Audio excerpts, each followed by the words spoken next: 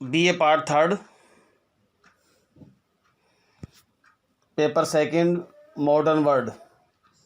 विद्यार्थियों, आगामी जो आपकी विश्वविद्यालय की परीक्षा होने वाली है उसके कुछ इम्पोर्टेंट प्रश्न मैं आपको वीडियो के द्वारा शेयर कर रहा हूँ।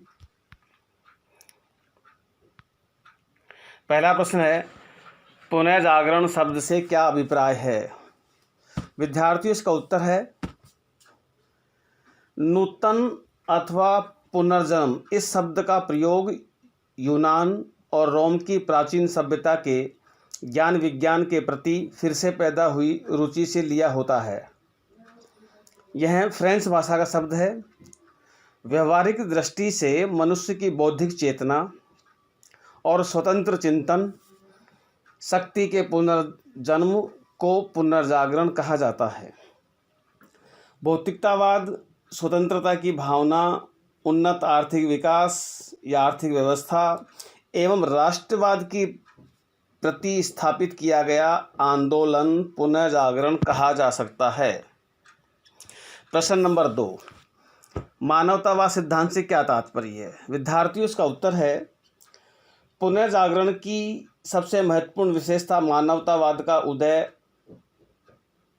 या विकास थी।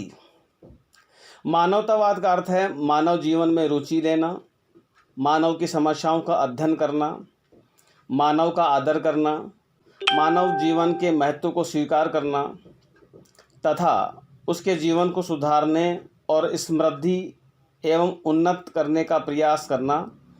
इस सिद्धांत के जनक पेट्रार्क था। मूल रूप से मानवतावाद शब्द की उत्पत्ति लैटिन भाषा से हुई है जिसका अर्थ है उन्नत ज्ञान प्राप्त करना। प्रश्न नंबर 3, पुनर्जागरण की 2 विशेषताएं लिखिए। पहली विशेषता है स्थानीय भाषाओं का विकास होना या देशज भाषाओं का विकास होना। दूसरी है व्यक्तित्व की स्वतंत्रता का विकास होना। प्रश्न नंबर 4, पुनर्जागरण के कोई 2 कारण लिखिए। पहला कारण है धर्म युद्ध का होना। इस धर्म युद्ध को क्रूसेड भी कहा गया है। दूसरा कारण है तुर्कों द्वारा कुस्तुंतनिया पर अधिकार करना।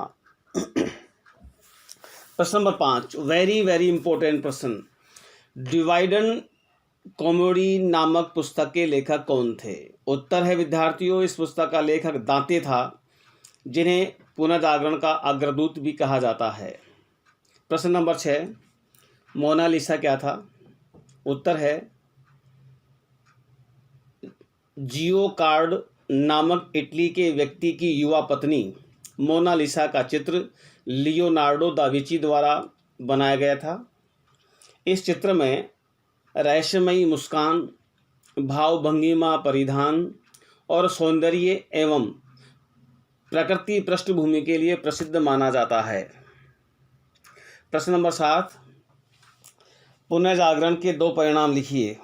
पहला परिणाम है वाणिज्य और व्यापार का विकास होना। दूसरा है भौतिक संस्कृति का जन्म होना। प्रश्न नंबर 8, मध्यकालीन यूरोप में धार्मिक आंदोलन के कोई 2 कारण बताइए। पहला कारण है पुनर्जागरण का प्रभाव।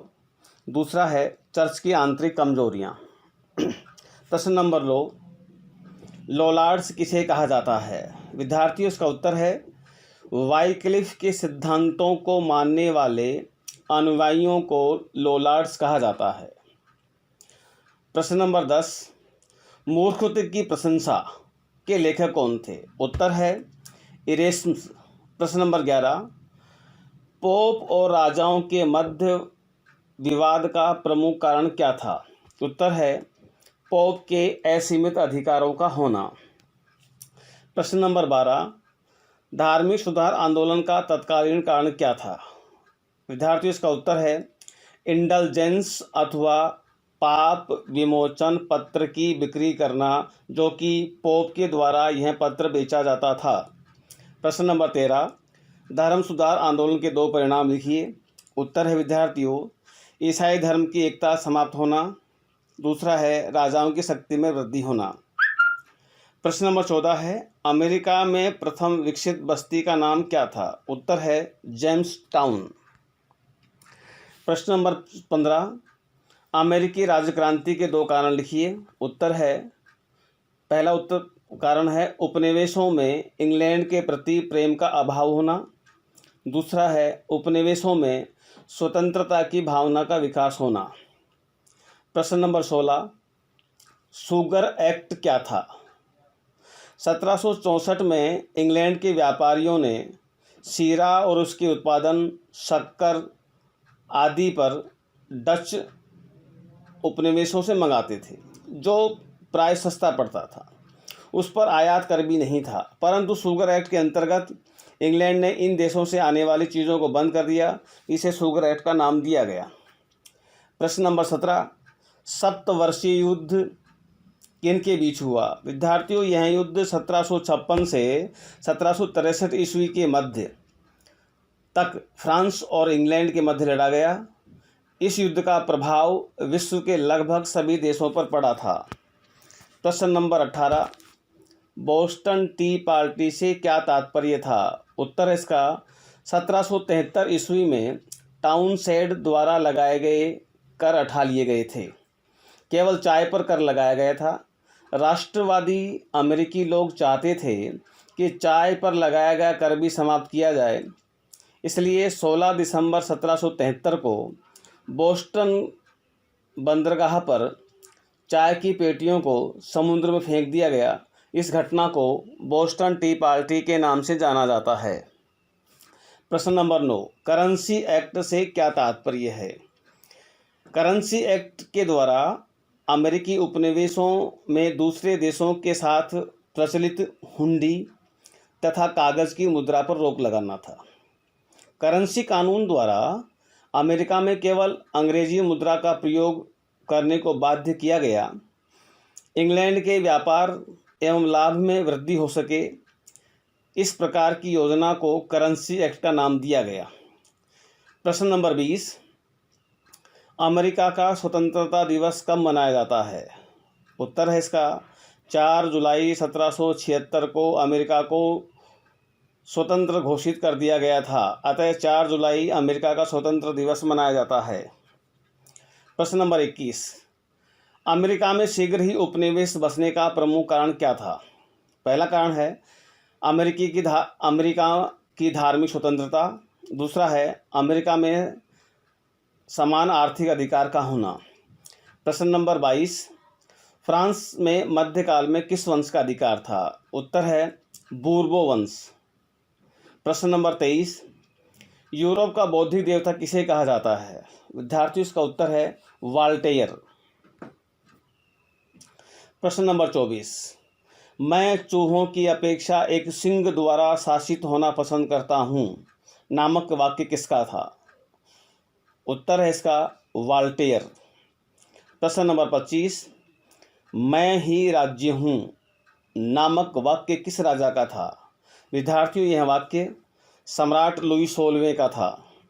प्रश्न नंबर 26, फ्रांस की अर्थव्यवस्था को सुधारने के लिए सम्राट लुई 16वें ने कौन से वित्त मंत्रियों को नियुक्त किया था या लगाया था? उत्तर है टूर्गो, नेकर और कैलोन।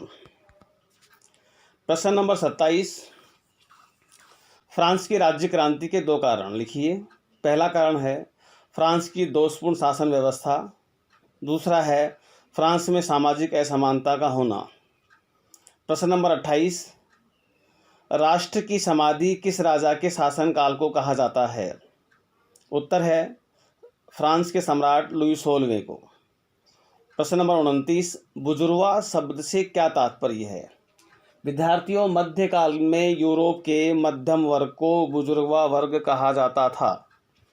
प्रश्न नंबर 30, स्टेट्स जर्नल नामक संस्था क्या थी?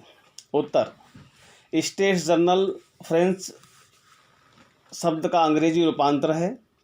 स्टेट्स जर्नल केवल सहकारी संस्था थी जो कि फ्रांस की पुरातन व्यवस्था थी। इस संस्था के द्वारा राजा निर्णय लेता था, परंतु संस्था का आदेश मानने के लिए बाध्य नहीं था। इस अधिवेशन का उद्घाटन 5 मई 1789 को लुई 16वें द्वारा किया गया था। यही फ्रांस की राज्य क्रांति का तत्कालीन या वास्तविक कारण माना जाता है।